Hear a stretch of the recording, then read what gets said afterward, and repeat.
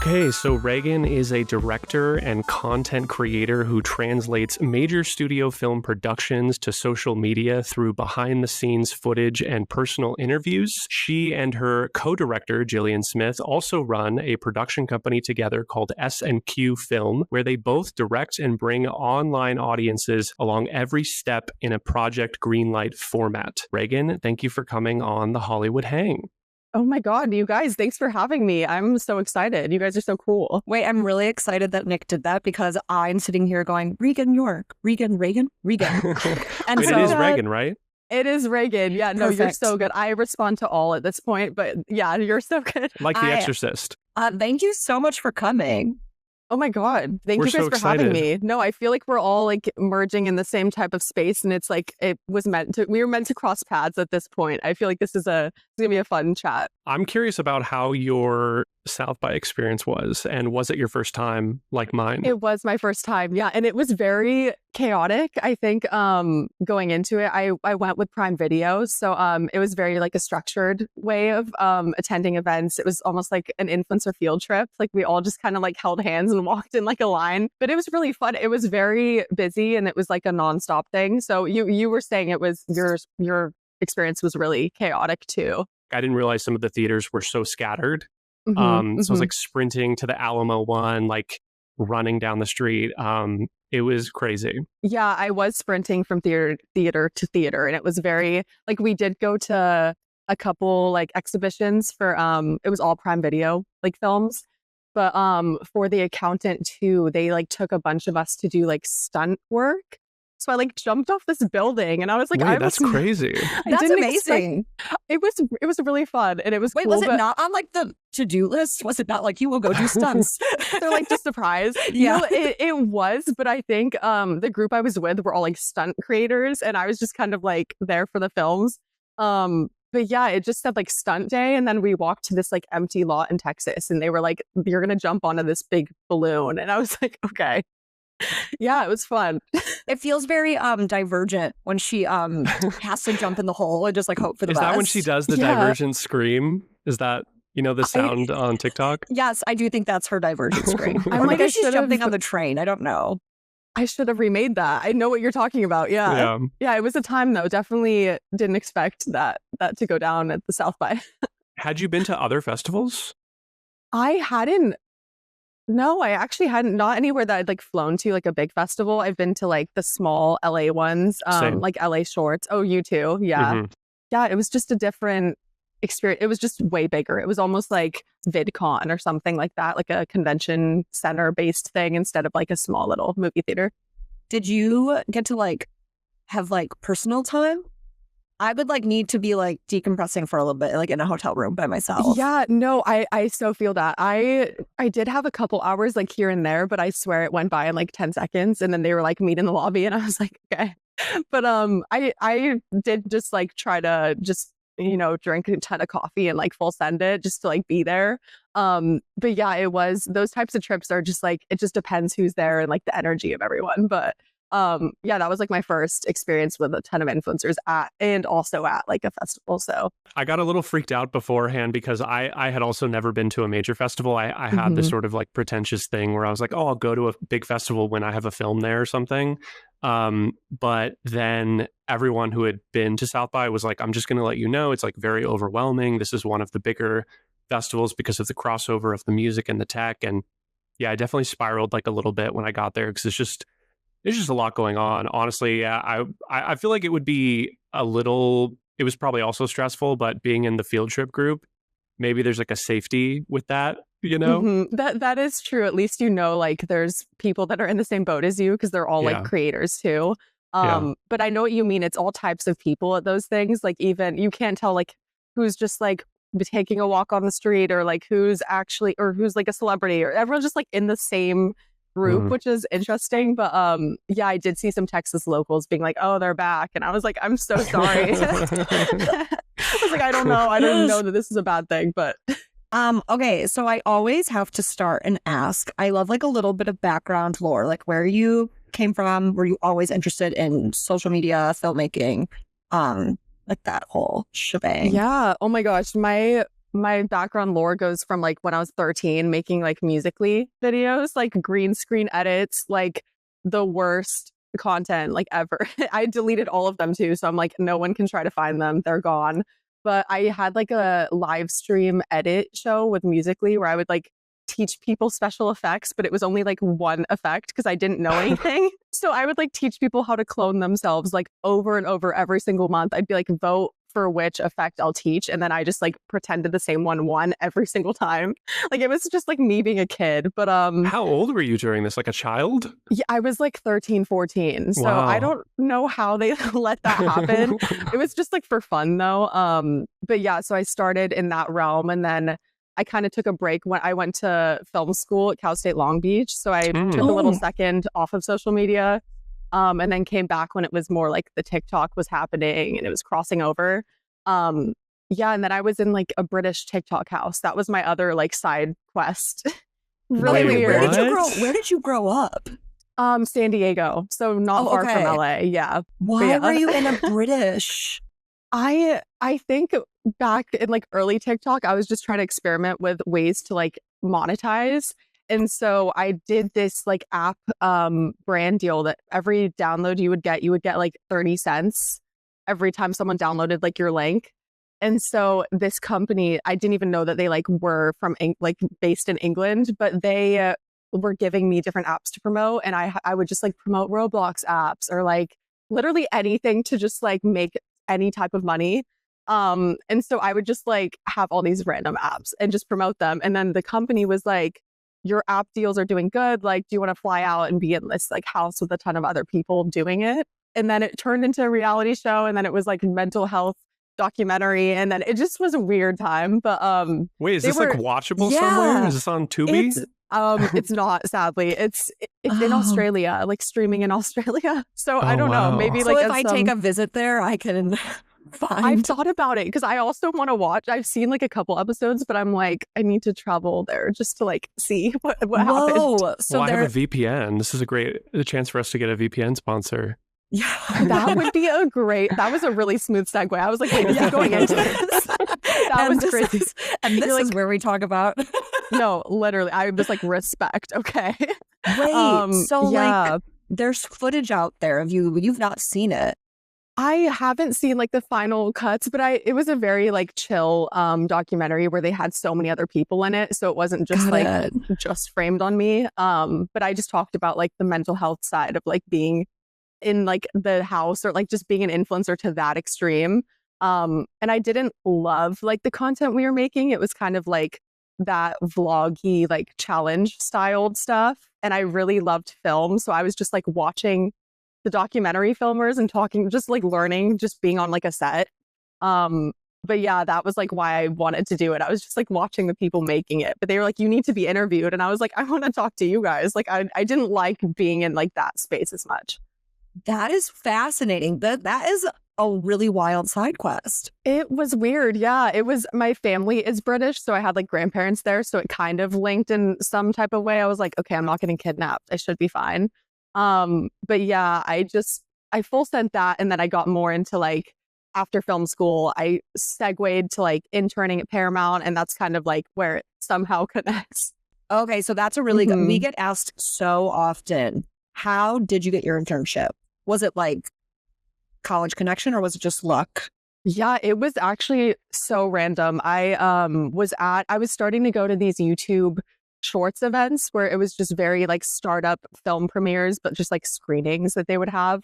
And I just attended every single screening like that was possible for any movie, any show. Like I just wanted to see what was going on in that space.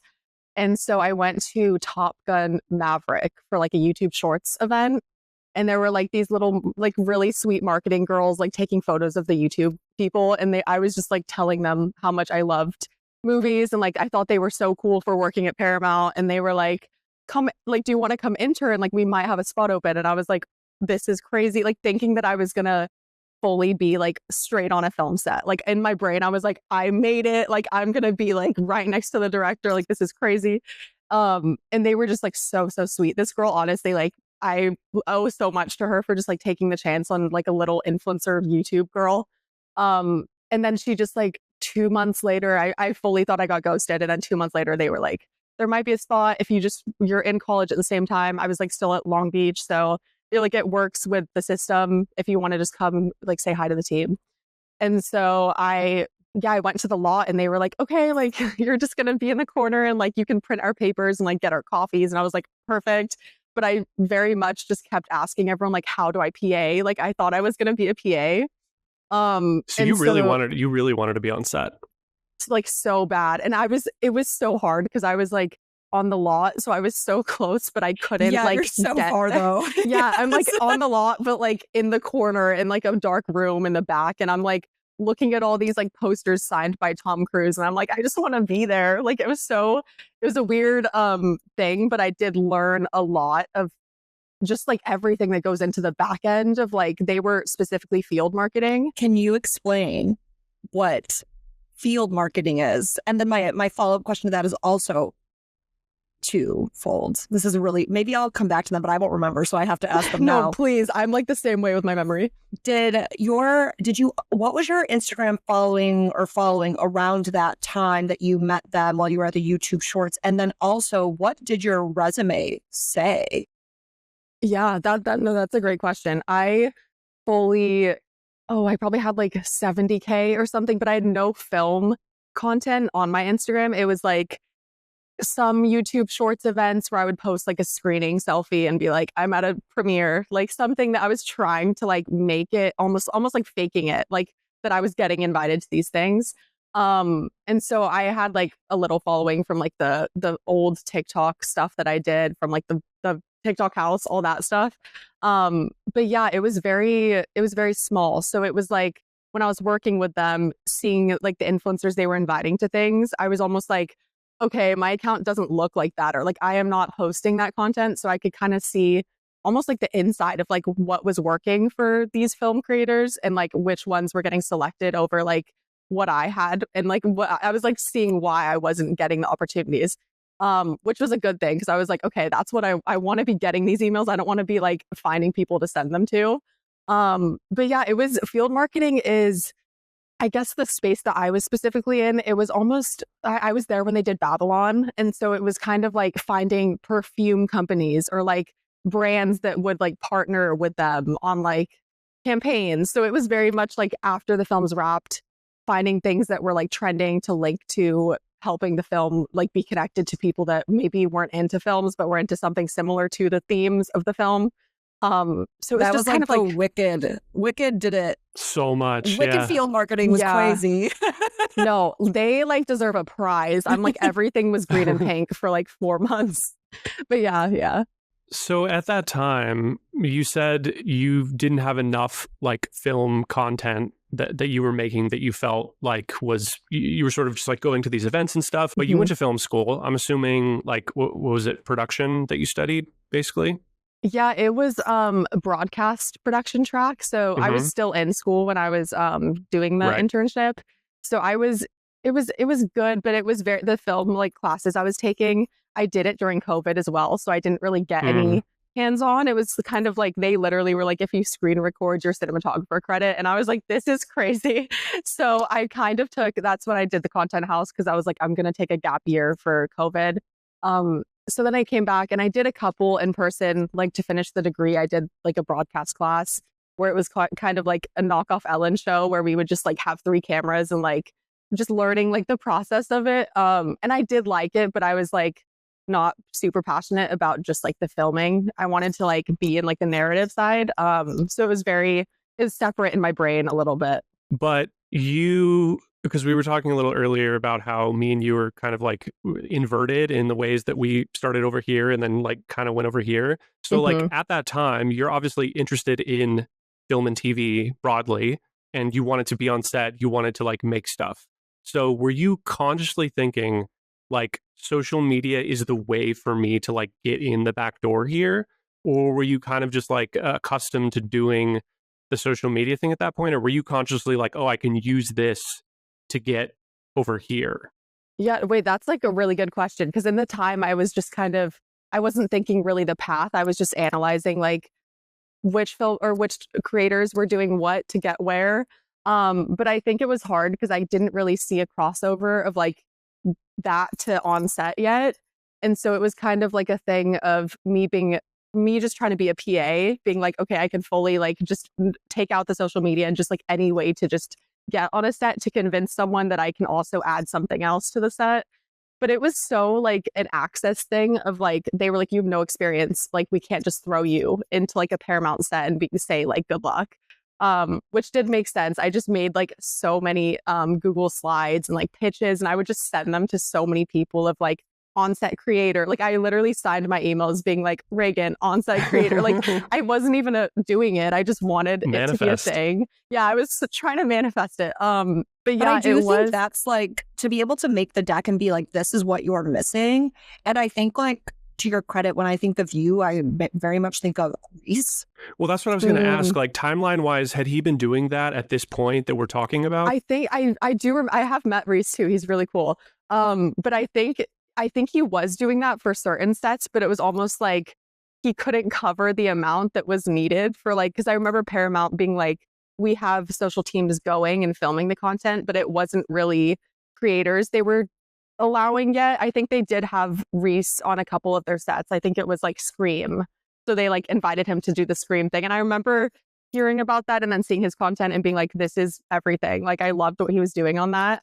So it was kind of the beginning of that crossover, but I just don't think they were putting a lot of energy into it. It was just kind of like a side thing they had like in the corner, but their budget was like going elsewhere for when I was like seeing it. It's also very like, even today, so I will randomly go and do EPK and like much more of like the behind scenes on set. But even to that, a lot of producers and a lot of actors are very anti having that covered on set. Like, when you get like an Oscar winning actor, they're like, there will not be a young woman running around asking me to film silly TikToks. And so there is still like a massive disconnect where I'm like telling these producers that I work with, I'm like, you are missing like such a big marketing opportunity. Because I think younger actors are probably more open to it. Very much so. Yeah. No, I still know what you mean though, because I think initially going on to sets, it was almost like you're getting side-eyed from like every AD hates you. They're like, you're ruining the schedule. You're pulling people aside. And I very much like had to just be like, please wait like 6 months and you will like all of a sudden love us, because you'll be like, wait, this is why we're getting season 3 and 4. And it honestly did work with like, I think Exo Kitty specifically, just like the amount of views and BTS. I think for those fans like love that stuff. So it just like helped a lot with that. But I think you do get side-eyed. That's like part of the job of like, people hate you, but if you kind of stay in the back and like let them know you respect them and like their work comes first and you're just kind of in the shadows, I think they like that more than like trying to do too much in the beginning. I was an assistant to a director on this Hulu TV show, and even someone who was like the director's assistant, who was, you know, I was trying to always stay out of the way, and then he was always trying to pull me into the action. Like, you want to learn, right? Like, be up here with me. But I felt like everyone on set was like, you're in the way, get out of the way. So I feel like it would be, I'm trying to imagine now having my phone out and trying to be like, actually, I need to make it to this TikTok really quick. How, like, were you instantly kind of able to figure out that balance? And how do you do that without just like everyone getting agitated? Yeah. I think it definitely was easier when I was there for a longer amount of time. After the first that I did was like the 3-week one. And the first couple days, it was definitely me just being like, I can't get fired on day 3. Like, I can't have everyone, because I think they did circle through a couple people that just didn't like vibe. And so I was like, oh my God, if I get fired on day 3 of like my dream job, I've like waited so long for this. I was just like, okay, I'm going to stay in the background. And my main focus in the beginning was just really like understanding the vibe of the cast, because it's kind of like, they're going to be in the content. Do they even like this type of content? What's their vibe with like social media? So it was really just me doing like the most simple, easy little clips whenever they were just like sitting down and I was chatting with them. It is very much like a read the room type of job though. I know what you mean, of like a lot of the crew, it isn't very connected to what we do. And so it is very much like, after they see you on set for like 2 weeks working the long hours, like I was just there every second. So they were kind of like, it was almost like if I went through the Respect. ringer. Yeah. It was the respect thing of like, I stayed up till like 5 a.m. with them. And it's kind of like a bond of like, we're all tired, but like, even though I got no content that day, it was almost just like my presence being there was like, okay, she kind of just like, she did it just to be here. Like, we'll let her get a clip the next day. I think it was just, it was just kind of like going through it together. Let me into that circle a little bit more.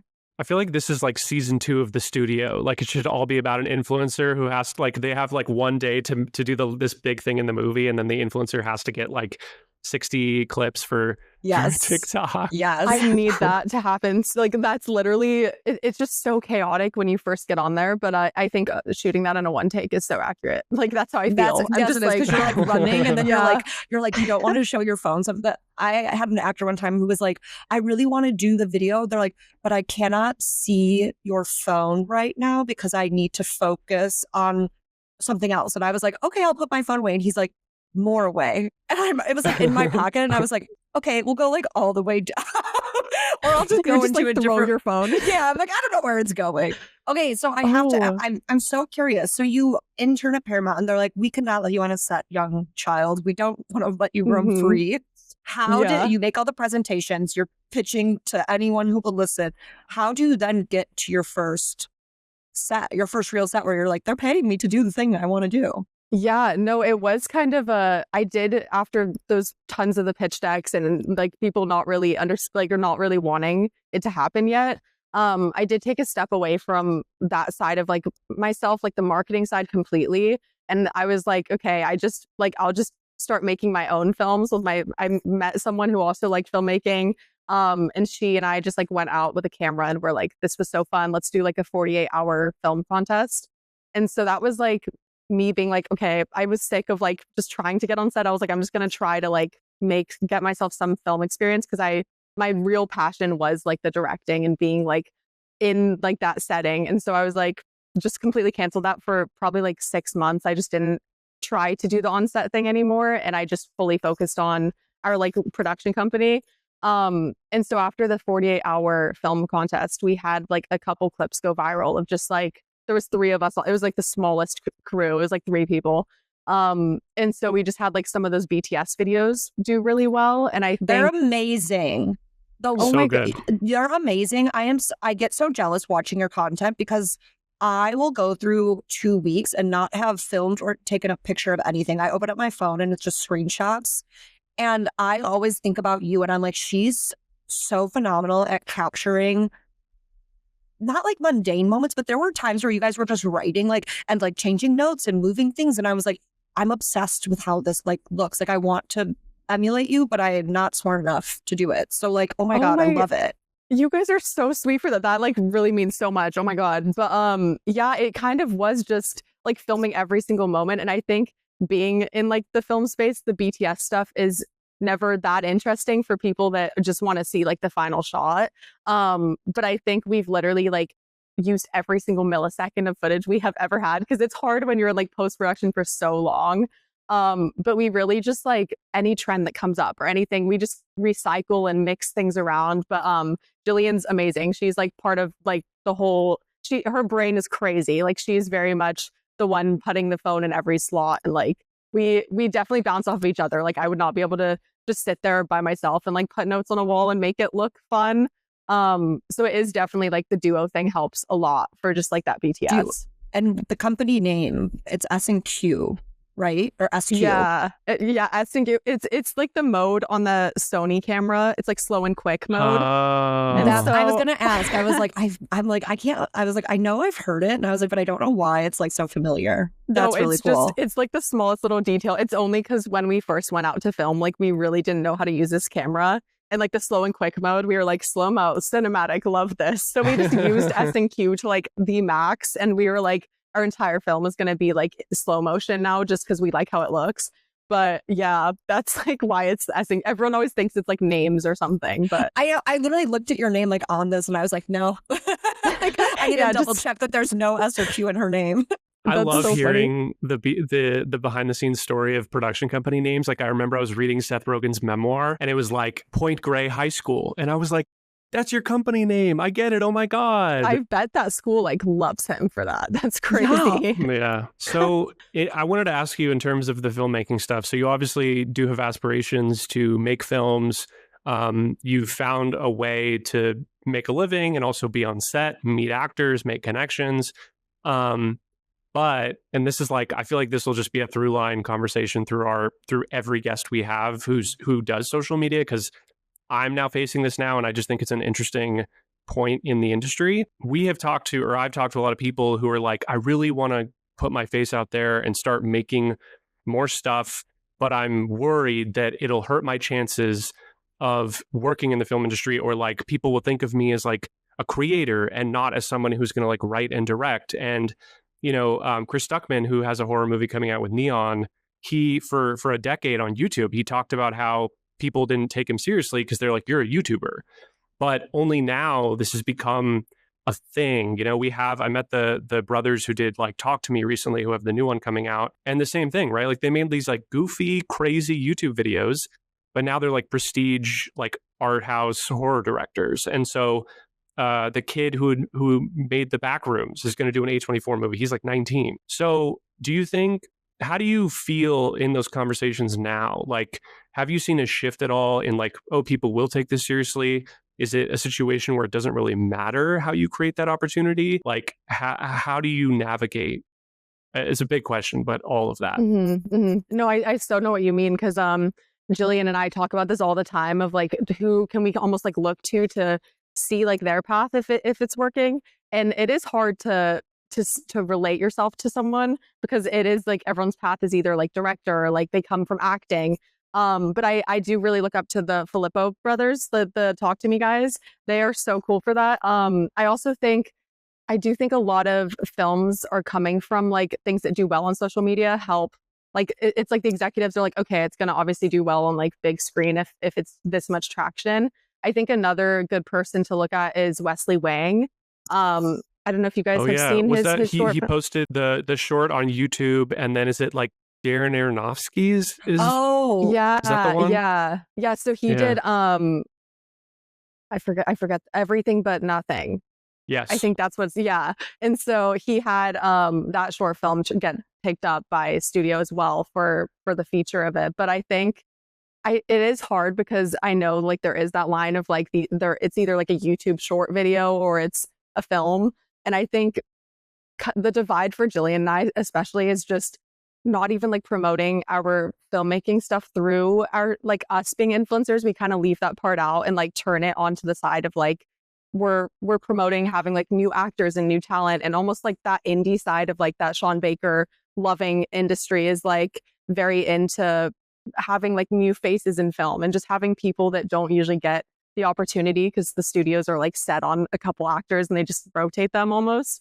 So I think it is very much that thing of like, we're just like leaning into like the Sean Baker energy of that and just hoping for that transition to happen without like labeling us as influencers. But I don't think we're scared of like being called that as well, because it's very like the SNQ community and space is very like welcome to it.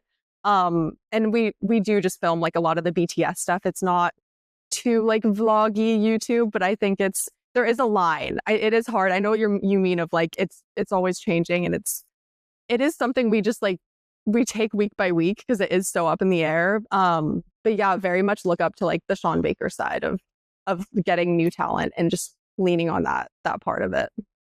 I think that's also like something that's great about, I wish I had more like eye to want to be a director, because like you can really showcase your vision through social media and through YouTube, which I think is fun, which I think you guys do as well. I also think her name is at the Hannah Show on TikTok. She's always on set. She's a PA on the Warner Brothers set, but all of her content is so beautiful, and you can totally get a taste of like her kind of like old Hollywood that she loves. And I'm like, you're doing it. You guys both do it so well. Of like, this is what the type of stuff they are going to make in the future is. I do you ever? I love the Sean Baker and kind of like bringing new faces in. When you go to these sets, do you ever feel like you have met actors that you're like, oh, you could get my thing made though, and like I want to work with you in the future? Do you ever kind of like take that away from anywhere that you go? Yeah, I think even on some recent sets, I've seen a lot of creators and influencers be used as the talent just for like that extra push. And it has done pretty well, but I think it almost is taking away from the credibility of the directing when you lean too much on like getting just for the views and like their fan base like leaning on. So I think it is almost a thing of like, I think Jillian and I love like the idea of like the director based marketing instead of leaning on the actors for that. It's almost like following our story and like watching it for like the style rather than like the celebrity that it could be in it. We have had like a couple opportunities of people with followings or like friends of ours that are like, we'd love to post and promote and like do anything. But a lot of the times, or I mean, every time we've gotten that, we've pushed it down just because both of us are like, we'd rather do it for like the director marketing. We don't want to lean on this and then turn it into like a fan club of like someone acting that is just not, it just doesn't merge for like what we want to do. But yeah, I think turning it to like the director based storyline is like what our main goal is for that side of like the marketing. All the stuff we're talking about, I feel like there's always going to be people that are like, oh, this is what they're doing now. Like you're always going to have your detractors in that sense. But in a way, it's really no different than like, I mean, Ty West like put a bunch of musicians who didn't act in his horror film. Like there are comedians who get movies because they're comedians. Like I think Hollywood has always been interested in like pulling someone from the outside and like giving them a thing because they are like, they're not necessarily a proven actor, but like we just like them. So to me, it's like, yeah, there are the influencing thing. It's not exactly so different. I think like because there are situations that blow up on social media, there are people that are like, this is destroying the film industry. But like, I understand where it comes from, you know? I think it's like I think we're still in a place where there is like this respect level to like the actor who comes up through theater and you don't know them from anywhere. And like, I really do respect that. Like you really grinded to not try to use social media and you were going fully on your skill base. But then again, I'm like, I do not disregard any person who's using these tools at their disposal to try to get the one, we're all using it at our disposal to get the one leg up to hopefully in this career, get what you're aiming to get. I think it's like, you can go both paths. I think one still feels more respected, more art. There's like a level of prestige to it, I think, that people want to chase. Yeah, no, you're so right. I feel like social media as a portfolio versus as an influencer is almost like how we look at it too, of like sharing the work rather than being like too focused on trends or like making it too much about like the influencing. So it's very like, it is kind of a line because we do mix in some things that we think will do well. But it is very much like the Hannah shows, well, like the aesthetics of like your work and using it as portfolio, because a lot of like industry people are looking for social media for different style, or like even Severance using their animator for like the intro from social media. It's very like you can use it as a portfolio and still have a fan base behind it and not be like too much of an influencer, if that makes sense. And is that how you've kind of severed your SNQ and then you're like, I'm posting on behalf of the studios and these like projects that I am really excited to go to set for? Because I feel like, so you took the 6 months off to focus on your film and then you get called back in, or what? Someone finally read your pitch deck. What was that? Yeah.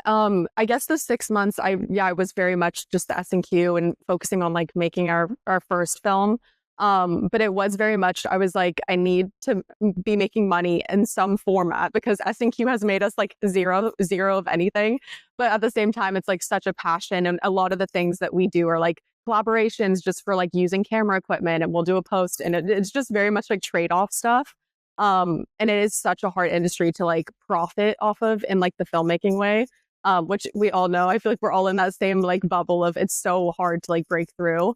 But yeah, I think my personal account was like my way of being like, how am I going to still be a business on the side and be able to balance trying to even fund the SNQ film. So like Jillian and I very much use our influencing personal pages to keep like the businesses going as well. And we just split everything that SNQ has to pay for together. So it is very much like a balance of like work and like fun.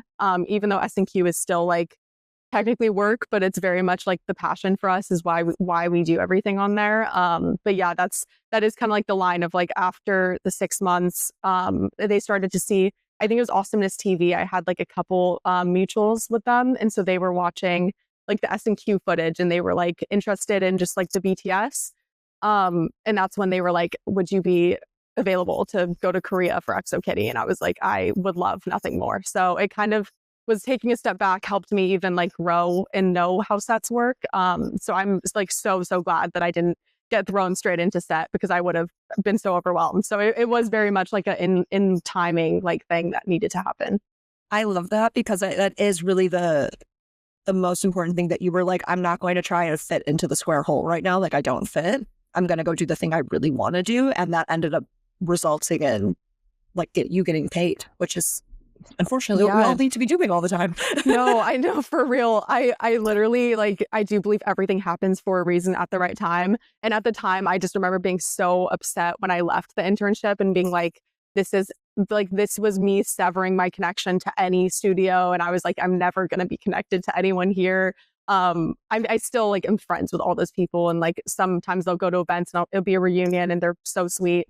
But I think it was like a really sad moment when I did leave because I was like, I've tried for this one thing for so long. It was basically me like accepting the no and being like, it's just not time. But yeah, when it came back around, it was very like, it needed to happen later on. I wasn't ready. I don't think the studio even knew like the format of what they wanted with it. So it was just kind of like a delayed thing, which was good. It was really good at the time. I would also just imagine, like, from an experience perspective, like when you inevitably find yourself like directing some big project, you have so many like hours that you've logged of being on like significant sets, like I have a lot of film school experience, a lot of like a little bit of on-set TV experience as an assistant, but like like you were saying, spending those long nights, like you've got to feel pretty dang comfortable on a big professional film set, which I think that's not something everybody gets to do, to like observe. I mean, you have like aspirations to direct, so every time you're there, in addition to your job, you're kind of like shadowing in a way because you get to just see everything happen, right? So I would imagine that's also like an invaluable like you're kind of killing two birds with one stone. Oh, it's definitely like something I'm so grateful for in that aspect, because even sometimes when I'm on a set, they're like, you filmed enough for today, like you should go home and sleep. I'm like there just watching because I love it. And it's very much like, it doesn't feel like work. So I'm so lucky in that sense of like, it is like a second internship while I'm just having to take my content and then still do that work. But it's very much like analyzing what's going on, or like a lot of the times I'm like more starstruck by the director than like the talent on the set. So I'm like staring at them and they're like, hello, who is she? Because a lot of the time too, like I think the director wants to be in the social content, but they just don't usually get asked.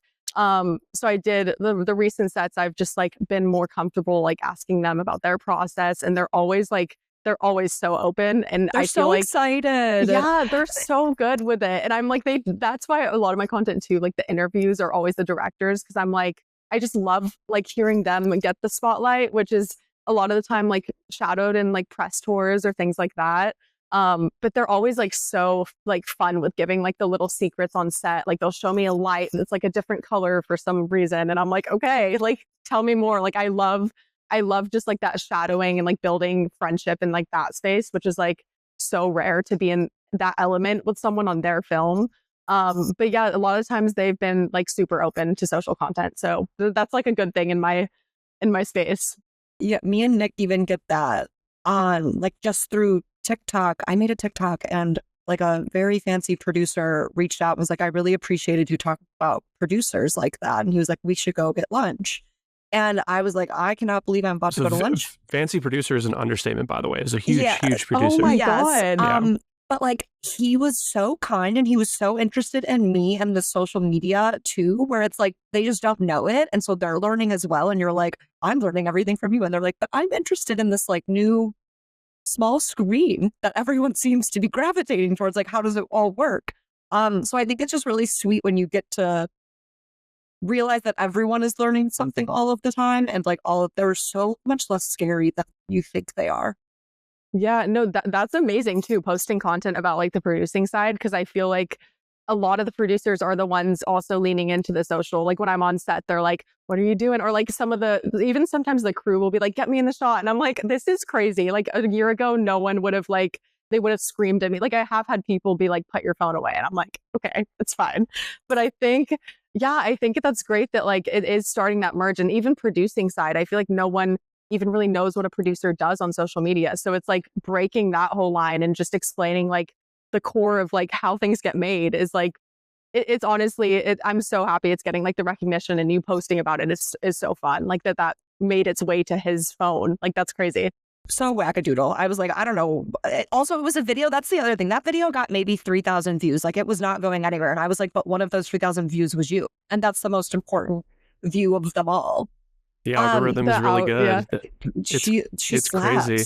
I feel like my takeaway from all of that is just like the reason why some people consider everything we're talking about good and some people consider it bad is because it's kind of just like a new thing, right? Like being an influencer or making content, that's not new, but the kind of crossover that we're talking about is new.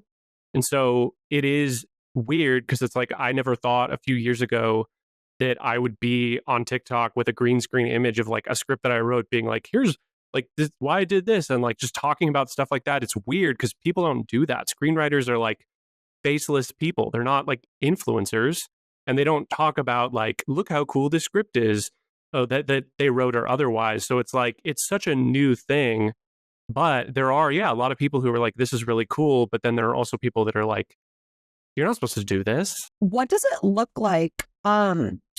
When someone asks you to come, do you plan out social? Like, because it is now, you are, to the Reese effect, like you kind of have a talent name all very much in your own, but there is also like the studio being like, I still want you to make my cute 100 TikToks. How do you balance that? And being like, but I also want to show it on mine. And is that in your contract to be like, I get footage too? Yeah, I think it definitely changes with every set and like what they're hoping out of it. In the beginning, it was more the crossover of like I would just get their content and there was nothing for my account to be posted. Which I went into it just being like, okay, but if there's some content that comes out of it, could I make like a vlog style or like share some of these videos? And they always were open to it, but I'd have to run it past like every single layer of everyone that's in the video, which is like 80 people. So endless. Yeah. The bureaucracy of the studios is so insane. It's layered. It's definitely a waiting process of like, by like 2 weeks in, I was like, okay, it's never getting posted. I'll just keep watching it in my room and like pretend people are watching it.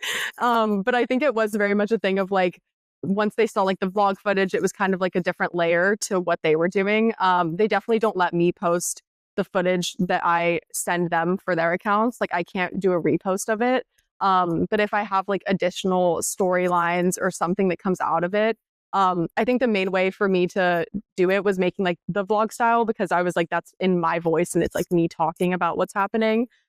Whereas like the trends, it's really hard to like make a trend into a completely different video when it's like someone lip syncing or something like very specific.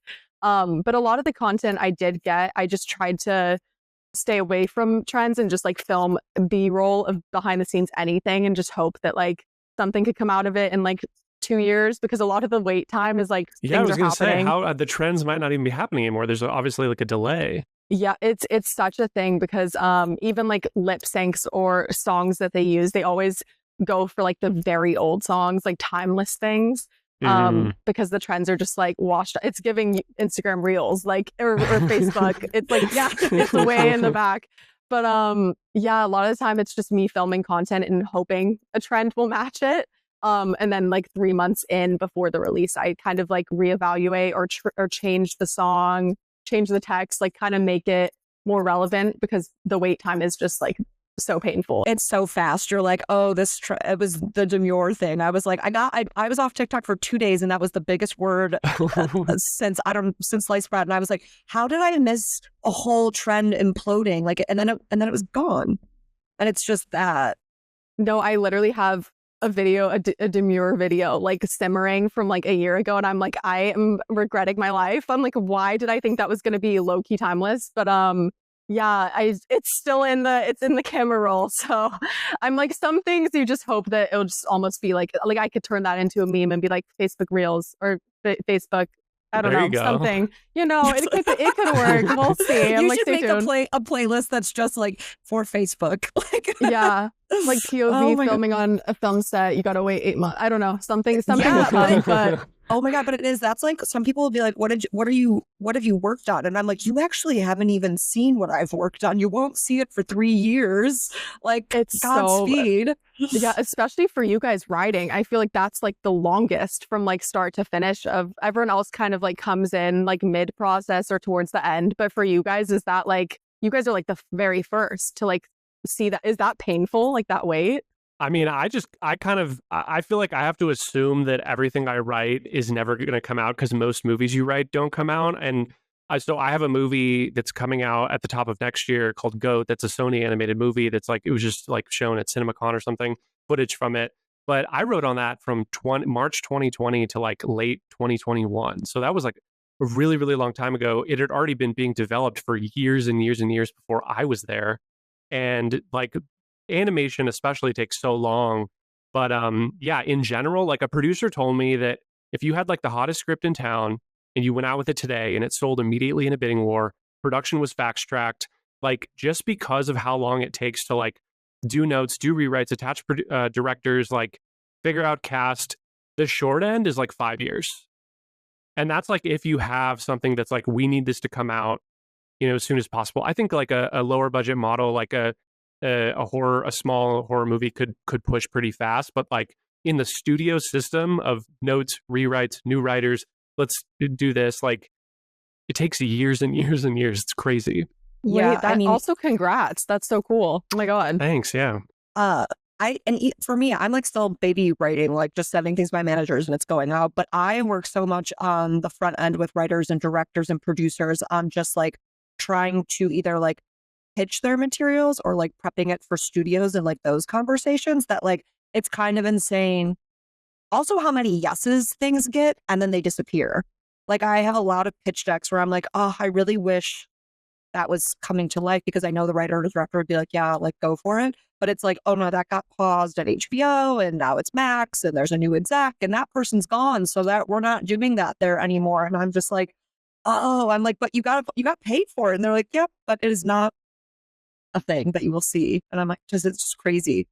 Oh my God. No, I'm like, it is so painful, because I'm like, I feel like things like that is what the film industry needs too. Projects that are like new and fresh, like people are almost begging for that. So that's so painful. I'm like hoping there's a way that all that stuff gets resurfaced and just thrown out there. And so what does your future look like? It's such a broad question. What are your like plans and hopes for the next like few years? I mean, it's always changing, but I think leaning more into like the SNQ stuff over the set visits. I love doing them and I love getting the experience, but I think every time I'm on one, I'm like, oh my God, I'm like waiting for that moment that like Jillian and I could do something to a bigger scale. And I think it is just like that slow merge, but it's also just like focusing and trying to get time to be in a position where we can like be more focused on the work we're creating. It's always very like last minute, and where it's in the chaos of like us trying to figure out schedules, and it's always very much like in the free time that we can create for it happens. But yeah, I think we just want to keep making more short films.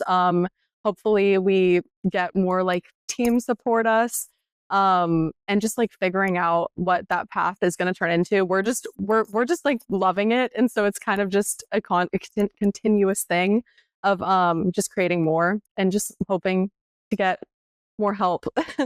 It's a very like time commitment thing.